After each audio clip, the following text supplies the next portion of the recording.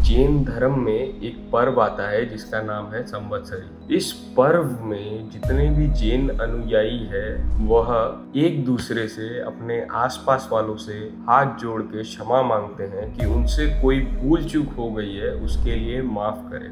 ऐसा पर्व शायद ही किसी धर्म ने बनाया होगा, लेकिन आजकल के जनरेशन बोल ले या मोस्ट ऑफ द लोग बोल ले, जब ये पर्व को प्रैक्टिस करते हैं, आप देखे वो पूरा दिन फास्ट कैसे रखते हैं। मशीनी कार्य की तरह जस्ट वो फास्ट रखते हैं। हमारे बड़े रख रहे हैं, उनको देख के फास्ट रखते हैं। कितने ही ऐसे मिच्छामी तुकड़म के मैसेज आते हैं जिसमें उनका फर्म का नाम नीचे लिखा रहता है। खुद माफी मांग रहे हैं या अपने धंधा को प्रमोट कर रहे हैं, वो भी नहीं समझ में आता। अहंकार ही सबसे बड़ा बाधा है, सबसे बड़ा टॉप मोस्ट जिसको आप बाधा बोल सकते हैं आपके जर्नी में, वो अहंकार है। खुद को सबसे बड़ा समझना, वो सबसे बड़ा अहंकार है। आप करता नहीं। किसी भी धर्म से या किसी भी जन से हम अच्छा सीखे, वो अपने लाइफ में उतारे। अल्टीमेटली क्या है, अपने लाइफ को इम्प्रूव करना है ना। एनी टाइम आप कभी भी आपको ऐसा रियलाइज होगा कि कुछ भूल हो रही है, तो आप हाथ जोड़ के माफी मांग लोगे। ये पर्व आपको वो सिखाता है। नमस्कार, आप सबके भीतर बैठे परमात्मा को मेरा प्रणाम, मेरा वंदन। आज संवत्सरी पर्व के बारे में आप सबके साथ कुछ चर्चा करेंगे। संवत्सरी जैन धर्म में एक पर्व आता है जिसका नाम है संवत्सरी। इस पर्व में जितने भी जैन अनुयायी है वह एक दूसरे से अपने आसपास वालों से हाथ जोड़ के क्षमा मांगते हैं कि उनसे कोई भूल चूक हो गई है, उसके लिए माफ करें। ये सब पर्व का कुछ ना कुछ लॉजिक है, कुछ ना कुछ मर्म है, महत्व है। ऐसा पर्व शायद ही किसी धर्म ने बनाया होगा। एक ऐसा धर्म, मैं किसी धर्म के पक्ष में बात नहीं कर रहा, पर उस पर्व का सिग्निफिकेंस, महत्व बता रहा हूँ जो हर एक इंसान अपने जीवन में उतार सकता है। ये पर्व आपके अहंकार को चूर करता है, आपके घमंड को चूर करता है, क्योंकि ये आपको नतमस्तक होना सिखाता है। कैसे हम दूसरे के सामने झुक सके, चाहे वो छोटा हो या बड़ा हो। इस पर्व में आपके छोटे उम्र से भी आप हाथ जोड़ के क्षमा मांगते हैं, आपसे बड़े उम्र से भी आप हाथ जोड़ के क्षमा मांगते हैं। तो इसमें छोटे बड़े का भेद नहीं रहता। अहंकार आपसे छोटों के सामने आपको झुकने नहीं देता,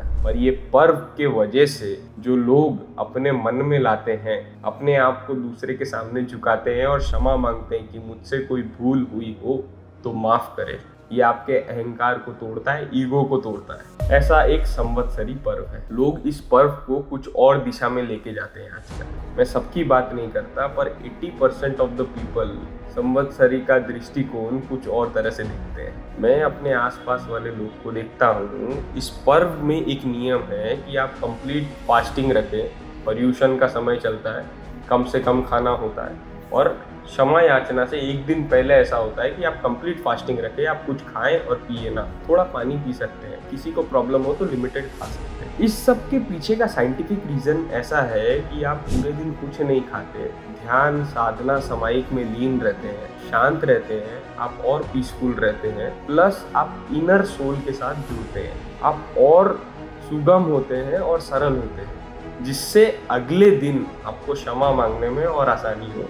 आप पूरे दिन वो समाइक करने में लीन होते हैं जब आप अपने सेल्फ के साथ होते हैं। लेकिन आजकल के जनरेशन बोल ले या मोस्ट ऑफ द लोग बोल ले, जब ये पर्व को प्रैक्टिस करते हैं, आप देखे वो पूरा दिन फास्ट कैसे रखते हैं। मशीनी कार्य की तरह जस्ट वो फास्ट रखते हैं। हमारे बड़े रख रहे हैं, उनको देख के फास्ट रखते हैं। पूरा दिन जो मर्जी करते हैं समय को काटने के लिए।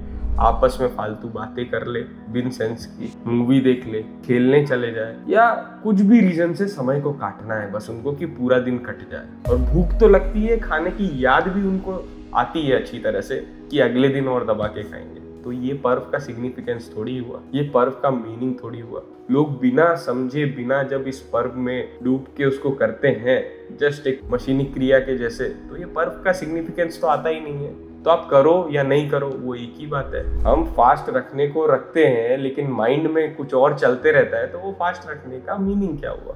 हेल्थ वाइज भी बेनिफिट है कि साल में एक बार आप पूरा फास्टिंग करें, आपके डाइजेस्टिव सिस्टम को स्टॉप मिलता है, वो और एफिशिएंटली काम कर सकता है। एक हेल्थ वाइज ये बेनिफिट हो गया। स्पिरिचुअली ये बेनिफिट है आपका कि आपके डाइजेशन में जो एनर्जी एब्जॉर्ब होता है, वो एनर्जी वहां पे नहीं लगेगा। वो एनर्जी को आप किसी और दिशा में ले जा सकते हैं, वो एनर्जी को आप परमात्मा की तरफ ले जा सकते हैं। सामायिक जो करते हैं जैन लोग, उसके तरफ ले जा सकते हैं ताकि आप अपने इनर सेल्फ के साथ अटैच हो सके।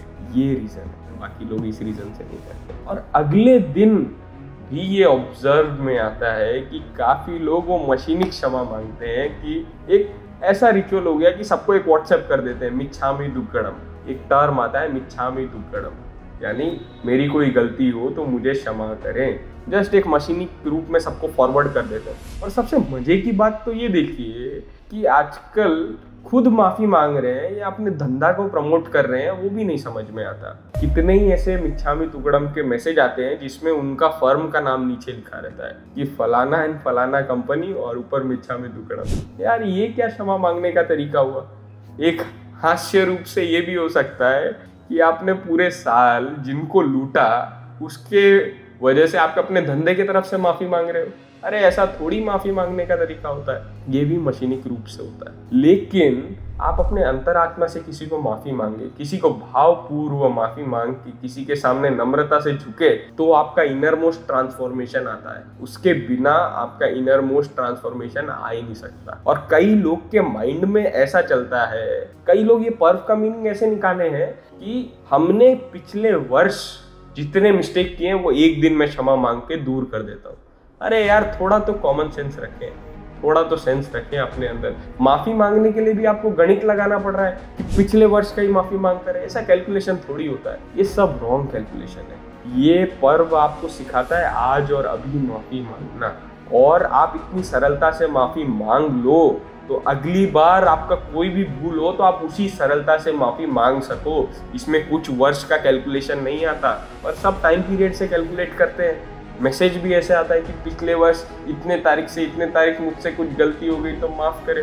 ये क्या तरीका हुआ? आप अपने हृदय से माफी मांग रहे हो और ये पर्व आपको नतमस्तक होना सिखा रहा है, जो आप कभी भी हो सकते हो। ये प्रोसेस आप सरलता से कर लो और अच्छे से कर लो तो आपको कभी भी शर्म नहीं आएगी किसी के सामने माफी मांगने में, झुकने में। ऐसा थोड़ी कैलकुलेशन लगाना है कि वार्षिक हम कोई पाप करे या कुछ भूल करे तो उसका माफी मांग रहे। एनी टाइम आप कभी भी आपको ऐसा रियलाइज होगा कि कुछ भूल हो रही है तो आप हाथ जोड़ के माफी मांग लोगे। ये पर्व आपको वो सिखाता है। आपके ईगो को पूरी तरह से खत्म करता है और अहंकार को पूरी तरह से खत्म करता है। अहंकार ही सबसे बड़ा बाधा है, सबसे बड़ा टॉप मोस्ट जिसको आप बाधा बोल सकते हैं आपके जर्नी में, वो अहंकार है। खुद को, मैं भाव को, खुद को सबसे बड़ा समझना, वो सबसे बड़ा अहंकार है। आप करता नहीं हो। तो ये संवत्सरी पर्व का पूरी तरह से एक मीनिंग हुआ जो हर कोई अपने जीवन में उतार सकता है। सिर्फ आप सबसे ये चर्चा करने का उद्देश्य यही है कि हम इसको मशीनिक क्रिया ना करें,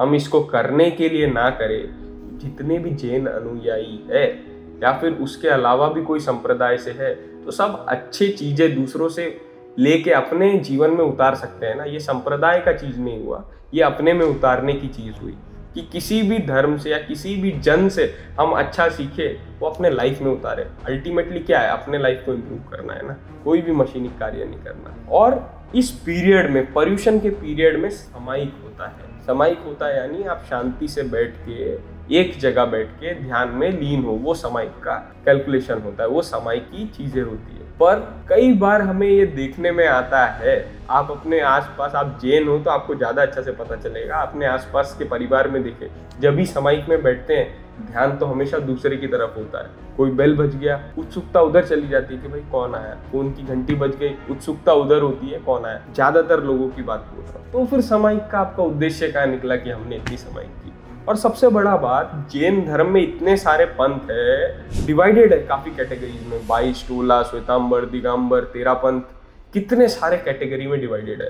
और कई बार ये ऑब्जर्व में आता है कि सबको एक दूसरे से होड़ करना है, कंपटीशन करना है। अरे स्पिरिचुअलिटी में क्या कंपटीशन, धर्म में क्या कंपटीशन? इसमें थोड़ी कोई कंपटीशन करते हैं। इसमें तो आपको इनर सेल्फ के साथ जुड़ना है, थोड़ी किसी के साथ कंपटीशन करना है। तो कई बार ये ऑब्जर्व में आता है, देखते हैं कि किस धर्म के बंदे ने, किस पंथ के बंदे ने ज्यादा सामायिक की। कई बार कंपटीशन लग जाता है। लोग अपने घरों में भी सामायिक का प्रोग्राम ऑर्गेनाइज करते हैं तो एक दूसरे से बात करने लग जाता है, मेरे घर में तो इतना हुआ, मेरे घर में तो इतना हुआ। अरे यार, आप कंपटीशन कर रहे हो कि खुद का सेल्फ इंप्रूव कर रहे हो? ये सोच आप में पहले से आ जानी चाहिए। आपको अपने आप को सरल बनाना है। इससे तो आपका ईगो डेवलप होगा, इससे तो आपका ईगो और अहंकार बूस्टअप होगा। यार मेरे घर में इतना समाई हुआ, ये थोड़ी तरीका हुआ यार। अभी हाल ही में एक जन से बात हो रही थी, वो बता रहे थे कि हमारे पंथ ने तो इतना समय कर दिया, उनके पंथ ने तो कम किया। मैंने मन ही मन में सोचा कि आप तो कंपटीशन कर रहे हो, आप तो खुद को सरल बना ही नहीं रहे हो। आप तो सब ये जताना चाहते हो कि हमारा पंथ बड़ा। ऐसा थोड़ी होता है। सब ये होड़ में लगे रहते हैं कि हमारा धर्म बड़ा। ऐसा नहीं होता है। इसको, ये सोच को इम्प्रूव करें कि हम ये सब धर्म जातिवाद से निकले और ये कंपटीशन की रेस से निकले। हमको खुद को इम्प्रूव करना है, हमको खुद को सरल बनना है, ना कि कंपटीशन करना है। तो सबसे बड़ा फॉल्ट यहाँ आ जाता है जब हम कंपटीशन करने लग जाते हैं, मैं बड़ा। अरे ये पूरे पर्व का निचोड़ तो ये है कि मैं भाव को हटा दूं। ये पूरे पर्व का निचोड़ है कि मैं किसी के सामने भी सरल होकर झुक सकूं। वहाँ मेरा अहंकार टूटता है कि मैं कितना भी बड़ा आदमी हूँ, मैं झुक सकूं। वहाँ मैं भाव का अहंकार टूटता है।